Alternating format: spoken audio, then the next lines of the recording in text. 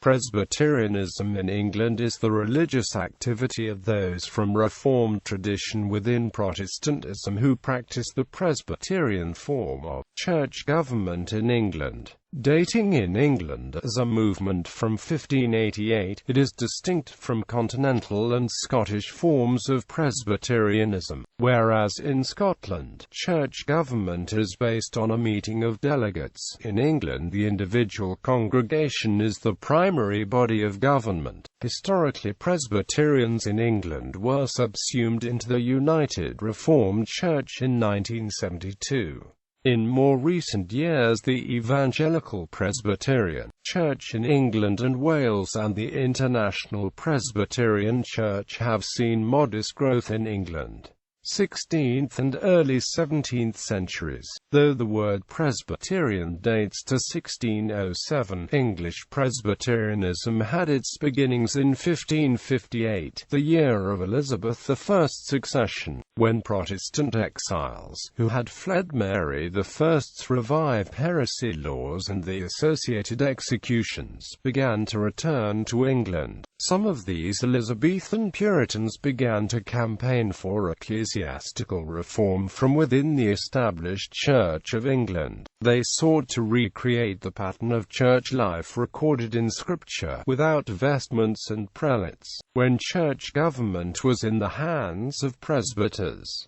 Civil War and interregnum. English Presbyterianism itself dates to the tumultuous year 1641, which saw the execution of the Earl of Stafford, the imprisonment of the 12 bishops, the publication of the Grand Remonstrance, and most importantly the beginning of a great debate within and without Parliament on the subject of church government. On the 11th of December 1640, 15,000 Londoners presented the root and branch petition to Parliament, which led to the Westminster Assembly of Divines. The Assembly reported in July 1645. Later that year, Parliament enacted for the establishment in every parish of a congregational assembly, consisting of ruling elders elected by the minister and members of the congregation, and meeting weekly. In practice, few parish assemblies became established. The execution of King Charles I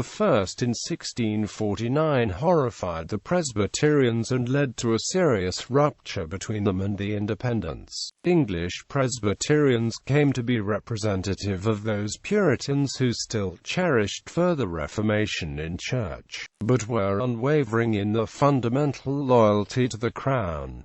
Restoration and post-Restoration. Following the restoration of the monarchy under King Charles II, and of the episcopal system within the Church of England, Anglican ministers who favoured a Presbyterian polity found themselves in a dilemma. In 1662, the Act of Uniformity required that they accept the Book of Common Prayer in its entirety, as well as the requirement of episcopal ordination. Ministers who did not accept, some 2,000 of them, were removed from the posts on St. Bartholomew's Day, in what became known as the Great Ejection. This was followed by more than a century of persecution, including further acts of Parliament such as the Lord Hardwicke's Marriage Act of 1753. The Church of England had difficulty filling the vacancies caused by the ejection of so many ministers. In some cases, ministers continued to baptize, marry, and preach in the parish church quite illegally. In general, the ejected ministers continued to preach to dispersed congregations, making use of now unused chapels of ease, and from their own homes. However, by the end of the 17th century, the Church of England had reclaimed these chapels of ease, and dissenting congregations began to build their own chapels. Aside from Quaker meetings, the English dissenters styled themselves as either Independent or Presbyterian. The Independents, who might have a Calvinistic or a Baptist creed, regarded themselves themselves as exclusive and distinct from the parish church. The Presbyterians, on the other hand, though each congregation was as independent and autonomous as any independent chapel, used the name Presbyterian because they regarded the doors of their chapels as open to all members of the parish, or, at least, all members of the parish who were of good character.